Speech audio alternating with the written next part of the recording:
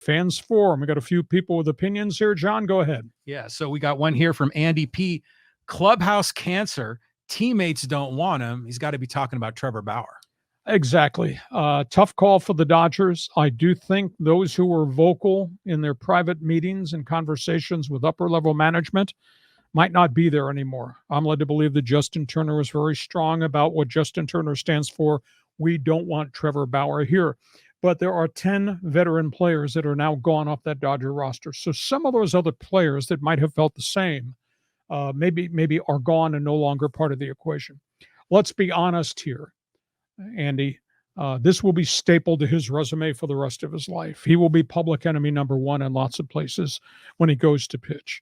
But if he makes restitution in terms of an apology, in terms of giving back the money he was given while on, quote, administrative leave, while not pitching, while donating that money to charity, and if he's honest, he'll have to be a different person. If he is, then I let him pitch. Because he has to understand, Andy, and this is the big piece of the equation, I don't think anybody's going to touch him.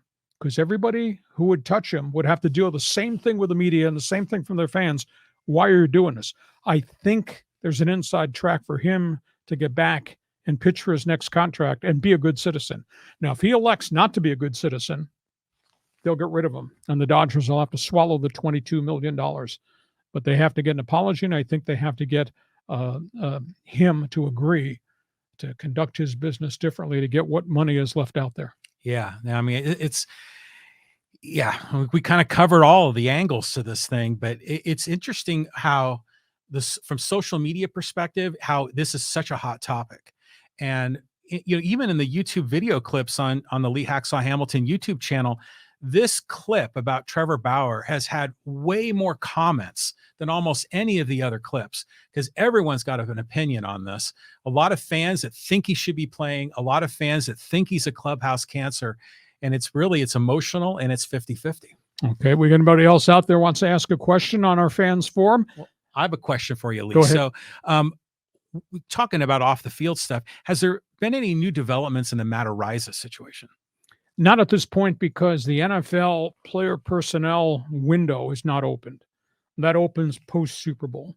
5 days after the Super Bowl, free agency happens. And then teams will sign players to future contracts.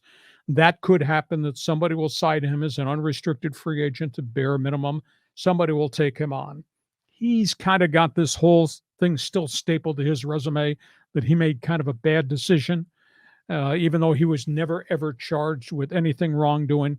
So at this point in time, because you can't make player acquisitions, he will get signed to a futures contract by somebody to come to their mini camps in the offseason post-draft in April.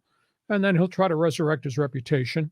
I think that's going to be a bit of a challenge. He'll get the chance to resurrect his career, and he's still a vibrant football player who'll get the chance to be on an NFL roster, compete for a job, and maybe even a starting punter's job.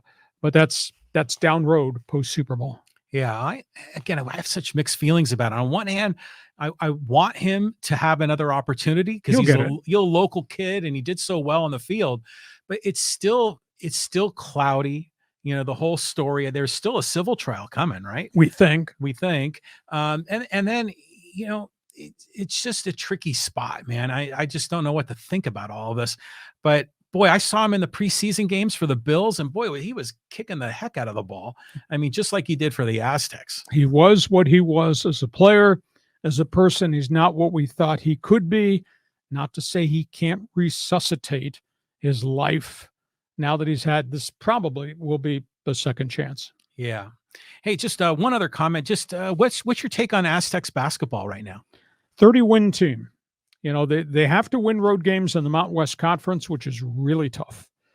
The next stop on the horizon, Wyoming, which is in a bit of a downswing because of injuries to their roster. Then they go to Albuquerque. New Mexico Lobos were 14-0. They just got punched in the mouth at Fresno State. It's interesting. The Mountain West is hard, but they've already got the Vegas victory in their pocket. Winning at the Pit in Albuquerque would be the next accomplishment. I still think they're a 30-win team. I still think potentially they could run the table and be unbeaten in the Mountain West Conference. And I still think, barring any significant injuries or illness, and that includes Nathan Mensah, who had the history of the blood clot problem. Barring injuries, I think this is an unbeaten team in the Mountain West, and you and I in the spring will be talking March Madness, Sweet 16, maybe Elite 8. But there's a lot of three-point shots have to be hit between now and then to get to that conversation. Hey, listen, we thank you for joining us on